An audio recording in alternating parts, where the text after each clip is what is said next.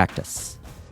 While Malcolm Gladwell popularized the 10,000-hour rule years ago in the book Outliers, The Story of Success, there are more things of note on one's journey to greatness. Gladwell based his research on a 1993 paper that was written by Anders Ericsson, a professor of psychology at Florida State University who is internationally recognized as a researcher in the psychological nature of expertise and human performance. And this paper was done with his colleagues that conducted studies in which they concluded that expert violinists derived their talent not from innate abilities, but rather from large amounts of deliberate practice, amounting to 10,000 hours over a decade or more. In his book Peak, Secrets from the New Science of Expertise, written with Robert Poole, Professor Ericsson condenses 3 decades of research into one incredible book.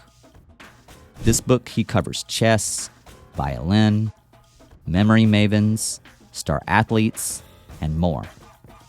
The big takeaway from this book is that if you want to be great or a master at anything, it's not the number of hours. It's the deliberate practice with a professional coach, instructor, or teacher where you are working on very specific tasks to improve your performance.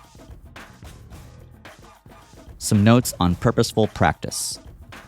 Teachers must provide activities that will help improve student performance. Keep a daily diary and/or journal or some kind of notes on how you spend your day and practice time. That is, sleeping, eating, working, class, studying, practicing alone, practicing with others, performing, and so on. Feedback and modification of efforts to that feedback. Very important. Much of this feedback comes from the teacher or coach in the beginning. In time, self-monitoring will be key to your own feedback as to spot mistakes and adjust accordingly. Mental representations, i.e. self-monitoring, make it possible to know how one is doing, both in practice and in performance. They show the right way to do something and let you know when things are wrong so that you can correct them. Focused practice is imperative. No distractions. Well-defined specific goals are crucial. Do not just repeat things over and over. Once you get it right, you must continue the practice to maintain that awesomeness. And goals will be meaningless and unattainable if there are not systems set in place to achieve said goals.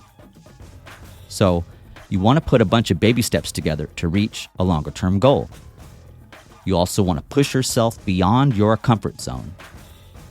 Improvement is hard, and you may not always enjoy the work. So, don't try harder, try differently. The message here on practice can be applied to many things.